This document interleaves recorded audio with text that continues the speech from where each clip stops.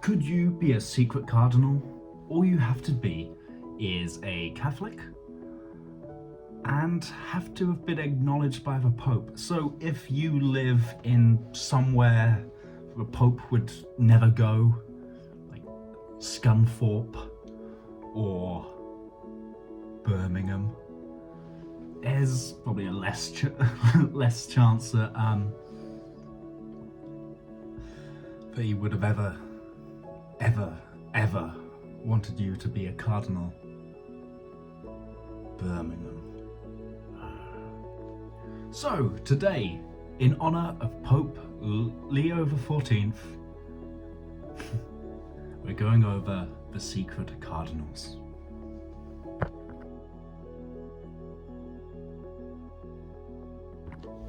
Welcome to this untitled history series. My question for you today is, are you a secret cardinal? Well, that's a silly question on my part, because you wouldn't know. A pope can have many secret cardinals. It's called an in pector appointment, or in secret. Ooh.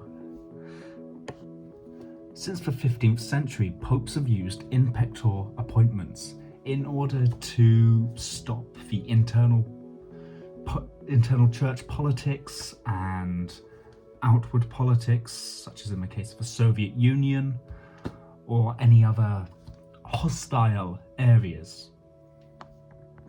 You know, sometimes revealing a new cardinal could be a bit dangerous. I mean, I've mentioned the Soviet Union, but People's Republic of China as well. Once an in pector appointment is published, the cardinal's precedence is based on the original date of appointment, not the date of its announcement. If the Pope dies without revealing the name of a cardinal appointed in pector, the appointment becomes void. In other words, if a Pope dies and no one is around to see that he's made someone a cardinal, are they really a cardinal? Or it's like Schrödinger's cat. It's like Schrödinger's cardinal. If a cardinal is both a cardinal and not a cardinal until he is revealed. In the early history of the College of Cardinals, all appointments were publicly announced as a matter of course. This practice changed in 1423, when Pope Martin V, seeking to manage the delicate political landscape at the close of the Western Schism, became the first pope to withhold the names of some newly appointed cardinals.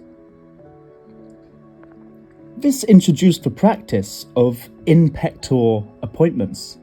A century later, Pope Paul III created Girolamo Alejandro a cardinal on 22nd of December 1536, but did not publish his name until 13th of March 1538. He went on to appoint 5 more cardinals in pector, each of whose names were eventually revealed. Pope Pius IV became the first to allow an in pector appointment to lapse, having created a cardinal on the 26th of February 1561, whose name he never disclosed. Such appointments became more frequent in the 17th century. However, they were consistently named until Pope Innocent XII.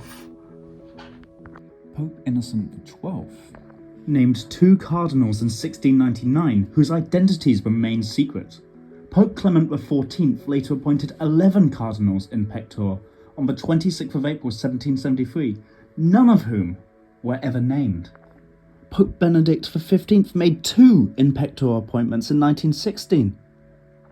Pope Pius XI created 2 in pector cardinals in 1933, both of whom were made public in 1935. Pope Leo XII appointed 8 cardinals in pector in just 6 years, all of whom were eventually named. By contrast, Pope Pius VIII's short 19-month reign saw 6 public appointments and 8 in pector, none of the latter revealed before his death. Pope Gregory XVI created 81 cardinals in total, including 29 in pector, of which 6 were never published.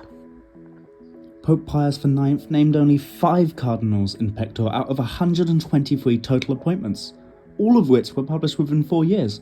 Pope Leo XIII made 7 such appointments among 147 cardinals, all eventually revealed. Pope Pius X made only 1, Antonio Mendes Bello, Patriarch of Lisbon, whose name was published in 1914.